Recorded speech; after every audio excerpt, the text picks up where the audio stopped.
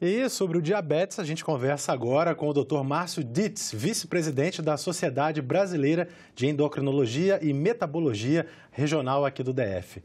Bom dia, doutor Márcio. Bom dia, prazer estar aqui com vocês. Bom, vamos falar sobre essa doença que atinge 13 milhões de adultos no Brasil, né? Qual a importância da prevenção realmente dessa doença? Exatamente, é uma doença, o diabetes, que tem uma prevalência muito alta no mundo. Tá? O Brasil é o quarto país do mundo em termos de população com diabetes, acometendo 7,5% da população adulta, o que acomete 13 milhões, então é uma prevalência alta. E eu destaco ainda, dessa população dos 13 milhões de habitantes acometidos com diabetes, quase metade desconhece o diagnóstico do diabetes. Então é uma doença que deve sim ser realizado um rastreio para fazer a investigação da doença, porque inúmeros brasileiros possuem diabetes e desconhecem o diagnóstico. Porque ela é uma doença silenciosa, é isso? Então, como é que é isso? A grande maioria da população diabética é o diabetes mellitus tipo 2, tá? Que é uma doença que acomete inicialmente a partir dos 40, 50 anos, e ela fica silenciosa durante muitos anos. Tá? Você tem um aumento progressivo da glicemia e, caso você não faça o tratamento de forma precoce, você aumenta o número de complicações. Uhum. Mas o que causa a diabetes? São fatores genéticos ou a alimentação também? Como é? Falando do diabetes tipo 2, que é o mais comum, é uma etiologia multifatorial, tá? Que envolve vários fatores. Tem um componente genético, hereditário, então isso é muito comum. Pessoas que tenham familiares com diabetes possuir o diabetes no futuro. Tem um componente ambiental, que a gente caracteriza por alterações alimentares, sedentarismo. Tem uma relação muito próxima entre o diabetes e a obesidade. Então, se indivíduos obesos são mais propensos para desenvolver diabetes, então é muito importante que nesses pacientes isso seja rastreado. E também, quando você for fazer intervenções, você faça intervenções mudando o hábito alimentar, mudando o estilo de vida, introduzindo atividade física na rotina. A diabetes dá algum sinal sem ser pelos exames? A pessoa sente algum tipo de cansaço? Teria algum sintoma? Perfeito. Essa pergunta é muito importante. Alguns indivíduos que não tiveram seu diagnóstico de forma precoce, eles já podem manifestar complicações crônicas do diabetes, como alterações de sensibilidade no pé, queimação, que são manifestações de neuropatia diabética. Pacientes com glicemias muito elevadas podem ter alterações visuais relacionadas à hiperglicemia crônica, ou mesmo relacionada com uma manifestação da retinopatia diabética. Aí, no caso, a pessoa passa a enxergar mal de longe, de perto, como é que é isso? Então, na retinopatia, na hiperglicemia, você tem uma turvação visual, tá?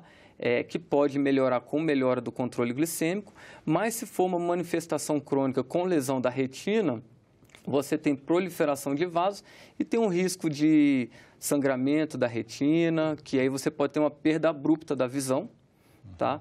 E eu acho que vale destacar também o diabetes tipo 1, né, que é mais prevalente nas crianças e que abre um quadro com um sintoma de uma hiperglicemia muito alta, que é acompanhado, que a gente chama das 4 polis, que é perda de peso, polidipsia, que é o aumento do débito urinário, poliúria, né, polidipsia, que é aumento da sede, com poliúria, que é aumento da urina, com polifagia, que é aumento da ingesta alimentar. Perfeito.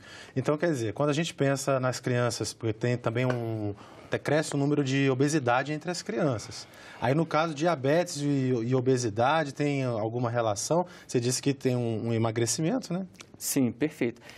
Eu acho que vale a gente colocar de duas formas. Tem o diabetes relacionado com a resistência insulínica, que tem uma relação muito próxima com a obesidade, que isso também tem aumentado nas nossas crianças e adolescentes, tá?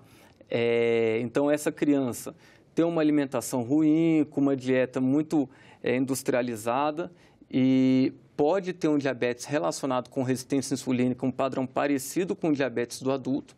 E tem um outro grupo, que é o diabetes tipo 1, que é uma doença que a gente fala que é imunomediada, que vai ter autoanticorpos que agridem o pâncreas. Normalmente não tem uma relação muito próxima com a obesidade, igual o diabetes tipo 2, e tem uma perda abrupta da produção de insulina com os sintomas que eu relatei. Perfeito. Agora, doutor, ontem especificamente foi publicado no Diário Oficial da União a sanção da Política Nacional de Prevenção ao Diabetes. Mas foi vetado um dispositivo que é aquele teste no SUS, daquele furinho no dedo, para detectar o nível de glicemia, né? O que o senhor acha dessa política e se ela vai ficar um pouco desestruturada para a população que usa o SUS, porque não vai ter acesso a esse exame? Perfeito. A lei que foi promulgada pelo vice-presidente foi uma grande vitória para a sociedade brasileira. Eu gostaria até de parabenizar a doutora Ermelinda Pedrosa como presidente da Sociedade Brasileira de Diabetes, porque é fundamental o cuidado desse paciente. Tem um termo que a gente utiliza que chama memória metabólica ou efeito legado, que ele determina o período que o paciente ficou com mau controle de diabetes, vai ter repercussões tardias na sua saúde. E sempre a gente está a tempo de intervir para melhorar o controle desses pacientes. Então, medidas de promoção de saúde de diabetes são fundamentais. Daí, eu valorizo muito o Novembro Azul. E o glicosímetro é um instrumento-chave para a gente obter o bom controle dos nossos diabéticos. Destaco principalmente nos diabéticos em uso de insulina, tá? Seja diabetes tipo 1 ou tipo 2, que evolui de forma tardia para a necessidade de insulina, ou mesmo a nossa população de gestantes.